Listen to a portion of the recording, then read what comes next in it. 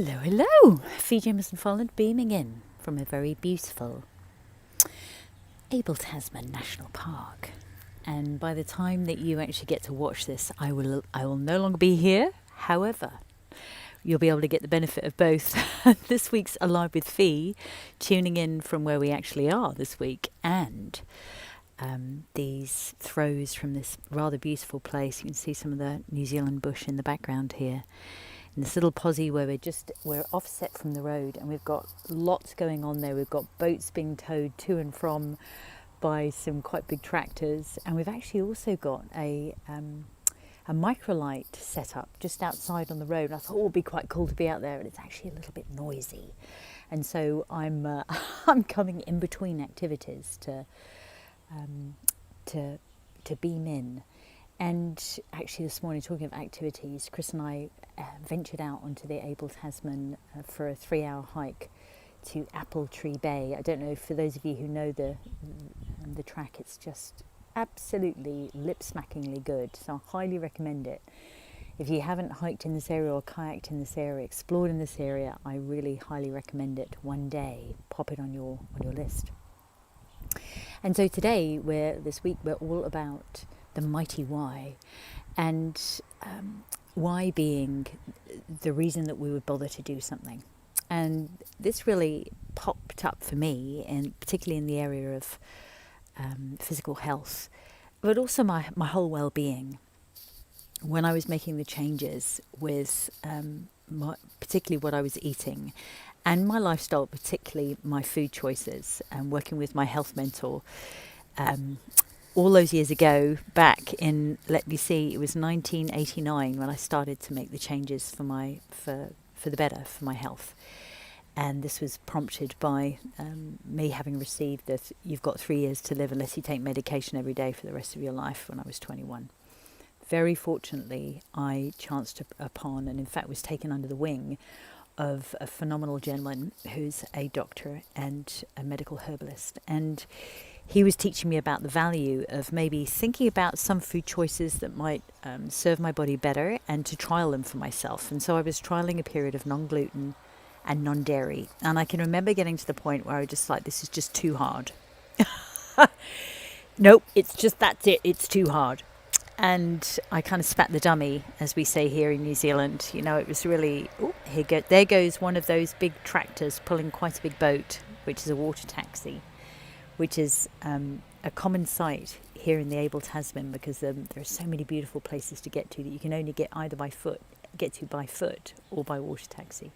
So that's that grinding sound in the background, that pretty noisy motor, and there are lots of them. We counted 10 on the beach this morning, 10 of these tractors. And so, like I say, it just got too hard. And spitting the dummy, just like, and had my tanty, many actually. And this was over, in particular, the first 3 months. In fact, those first 3 months, I was kind of running for my life, really, with that diagnosis I'd been given, and I was really motivated. And it's not that my motivation stopped, it's just that I was needing to move beyond pure willpower to do things, because willpower can get us so far, but then we need a really strong reason and a step-by-step plan. Those are really conducive to helping us create lifelong sustainable changes, as I've found, not only for myself, but working with many clients. And so what I realised was that it was really important for me to plug back into why on earth I was bothering to do this, and also to perhaps be a little bit less extreme about the changes I was aiming to make so fast.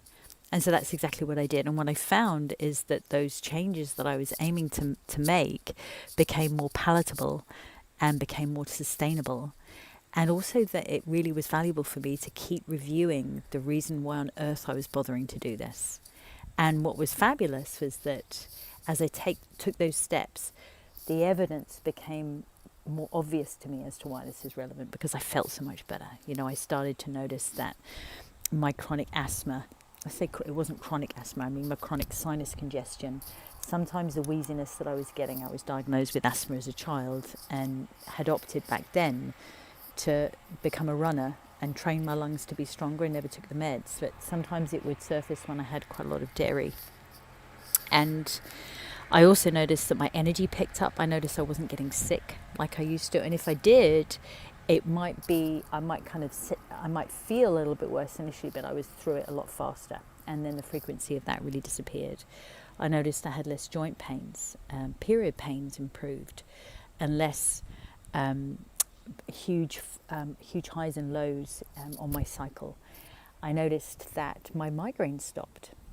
I noticed that my general mood lifted rather than, again, those big peaks and troughs. And so a lot of things shifted. My digestion got better. My bloating and gas and wind got better, reduced. And so that was really motivating and helped me carry on. So I'm curious to hear if there have been, if this has been something that you've come across, the power of actually reflecting on one earth with bother, which helps to give you that oomph to get through.